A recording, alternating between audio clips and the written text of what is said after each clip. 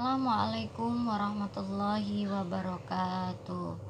Bismillahirrahmanirrahim. Alhamdulillahirabbil alamin. Rabbi shrah li sadri wa yassir li amri wahlul 'uqdatam min lisani yafqahul qawli. Amin.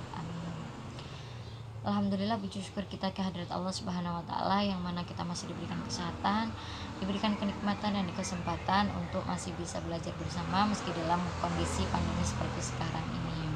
Anak-anakku semua yang ibu sayangi, tidak henti-hentinya ibu selalu mengingatkan kalian untuk selalu menjaga kesehatan dan jangan lupa mematuhi protokol kesehatan, yakni dengan memakai masker, dengan mencuci tangan dan menjaga jarak.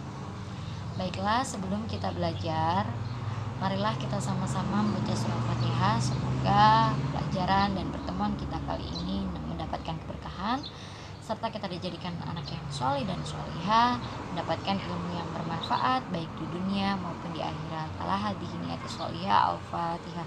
A'udzubillahi minasyaitonirrajim. Bismillahirrahmanirrahim. Alhamdulillahirabbil alamin arrahmanirrahim maliki yaumiddin. Iyyaka na'budu wa iyyaka nasta'in. Ihdinas siratal mustaqim, siratal ladzina an'amta 'alaihim ghairil maghdubi 'alaihim waladdallin. Amin. Semoga apa yang kita harapkan dan apa yang kita cita-citakan dapat terkabul, dapat dikabulkan oleh Allah Subhanahu wa taala. Amin. Amin ya rabbal alamin.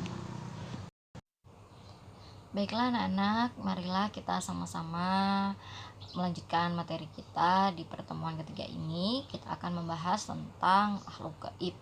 Di bab 7 boleh kalian buka di LKS-nya, bab 7 mengenai makhluk gaib, yakni meyakini adanya makhluk gaib, malaikat, jin, iblis, setan dan lain sebagainya.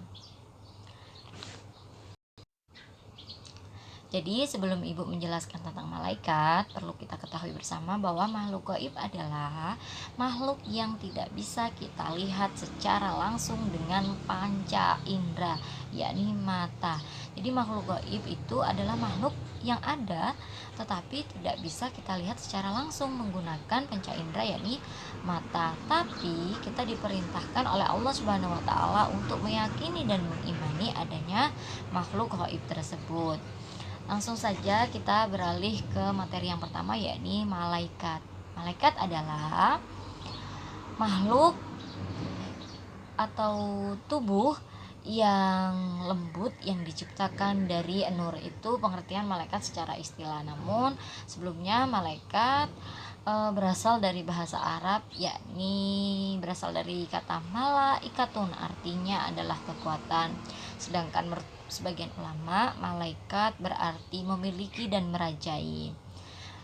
Begitu pula secara istilah, malaikat adalah jism atau tubuh lembut yang diciptakan Allah dari cahaya atau nur, yang tidak makan serta tidak minum, dan merupakan hamba yang patuh, yang dimuliakan, karena malaikat juga tidak pernah membangkang, tidak pernah lalai, selalu mengerjakan dan selalu menjalankan apa yang diperintahkan oleh Allah Subhanahu wa taala. Itu pengertian malaikat. Jadi bisa kita garis bawahi bahwa malaikat berasal dari bahasa Arab, yakni berasal dari kata malaikatun yang artinya kekuatan. Sedangkan secara istilah, malaikat adalah sebuah tubuh jism yang diciptakan dari nur, yang diciptakan dari cahaya, yang tidak pernah membangkang, yang tidak pernah lalai untuk menjalankan perintah Allah Subhanahu wa taala.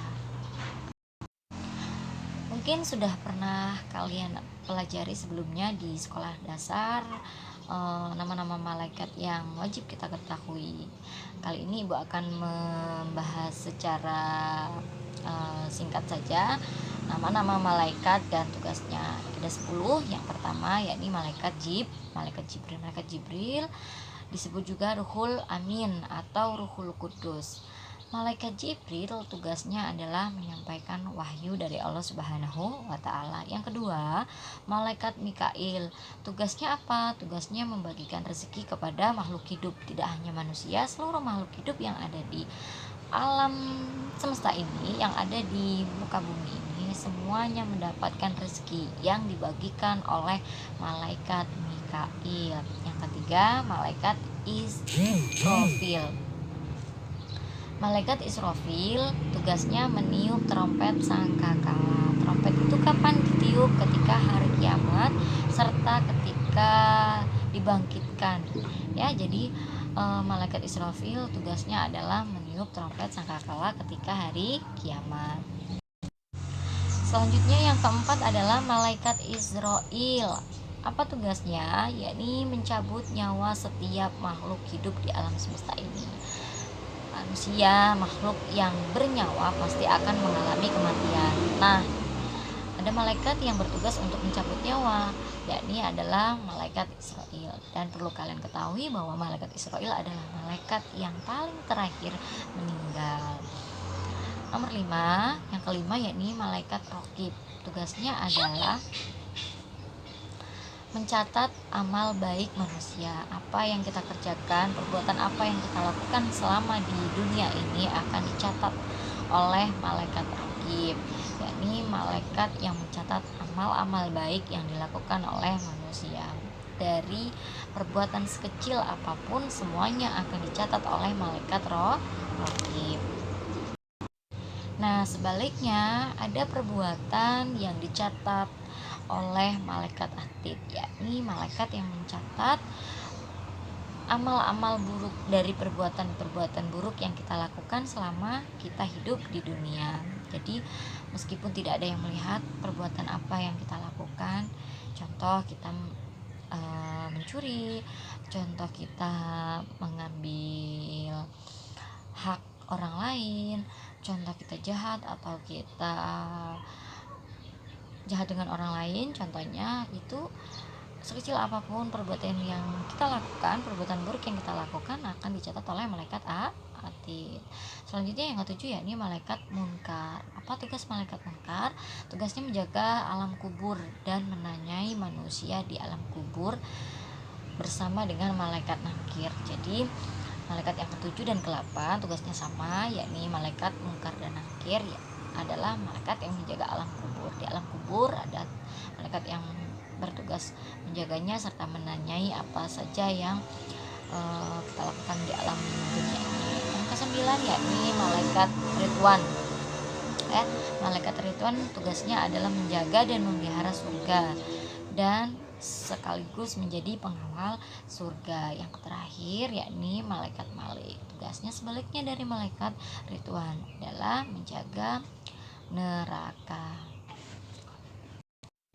Jadi ada 10 malaikat yang wajib kita yakini keberadaannya, yakni malaikat dari malaikat Jibril sampai malaikat Malik yang memiliki tugasnya masing-masing. Kita wajib meyakini, mengimani bahwa malaikat itu memang ada. Selanjutnya sifat-sifat malaikat. Yang pertama adalah taat, patuh dan tunduk kepada perintah Allah Subhanahu wa taala. Jadi tidak ada malaikat yang tidak patuh, tidak ada malaikat yang tidak tunduk kepada perintahnya Allah.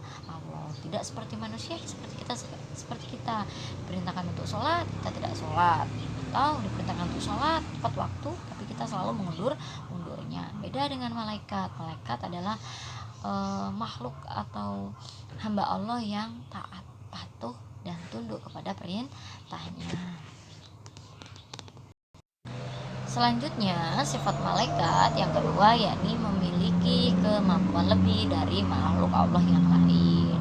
Dibuktikan, bisa kalian baca di LKS, dibuktikan bahwa malaikat itu mampu mengangkat arsy dan memiliki 2 sayap, 3 sayap dan 4 sayap. Jadi sifat malaikat yang kedua yakni diberikan kemampuan yang lebih dibandingkan makhluk Allah yang lain. Yang ketiga yakni selalu melaksanakan perintah Allah, seperti yang sudah Ibu jelaskan tadi, bahwa malaikat itu taat, patuh dan tidak pernah melanggar, lalai atas semua perintah yang diberikan oleh Allah. Yang keempat, tidak pernah menyombongkan diri. Yang kelima, selalu berhati-hati dalam melaksanakan perintahnya, berhati-hati dalam menjalankan apa yang sudah menjadi perintah Allah Subhanahu wa taala. Yang keenam, selalu bertasbih dengan memuji kebesaran Allah Subhanahu wa taala. Yang ketujuh, diciptakan dari nur atau cahaya. Kedelapan, tidak berjenis kelamin, tidak seperti manusia, ada perempuan dan laki-laki. Ingat, jenis kelamin manusia hanya 2, perempuan dan laki-laki. laki-laki. Nah, malaikat tidak berjenis kelamin. Yang kesembilan, memiliki akal tetapi tidak memiliki nafsu. Beda dengan manusia. Manusia sering mengedepankan nafsu dibandingkan akal. Namun sebaliknya, malaikat memiliki akal, tidak memiliki nafsu. Terakhir, yang 10, sifat malaikat adalah tidak mempunyai rasa lelah dan bosan, khususnya dalam menjalankan perintah-perintah yang diperintahkan oleh Allah Subhanahu wa taala. Itu ada 10 sifat malaikat yang wajib kita tahu, yang wajib kita tiru, kita teladani, bahwa malaikat itu taat, patuh, memiliki kemampuan yang lebih, selalu melaksanakan perintah Allah, tidak pernah sombong, selalu berhati-hati, selalu bertasbih, diciptakan dari cahaya, kemudian tidak berjenis kelamin, memiliki akal tetapi tidak memiliki nafsu, dan yang terakhir yakni tidak mempunyai rasa lelah dan bosan, khususnya dalam menjalankan perintah yang diperintahkan oleh Allah Subhanahu wa taala. Nah, itulah tadi materi kita kali ini. Sebelum Ibu tutup materi kita, atau sebelum Ibu tutup pertemuan kita kali ini, Ibu akan memberikan tugas kalian. Tolong kalian kerjakan di rumah. Yang pertama, cari dan tulislah ayat atau hadis yang menjelaskan tentang jumlah malaikat. Yang kedua, silakan kalian kerjakan latihan pilihan ganda uji kompetensi 1-10. Nanti kalau ada pertanyaan bisa kalian tanyakan langsung melalui WhatsApp ya, di grup, maupun bisa japri kepada Ibu. Sebelum kita tutup, Ibu selalu mengingatkan kalian untuk selalu menjaga kesehatan serta selalu semangat dalam belajar meski dalam pandemi seperti sekarang ini. Ibu akhiri, Assalamualaikum warahmatullahi wabarakatuh.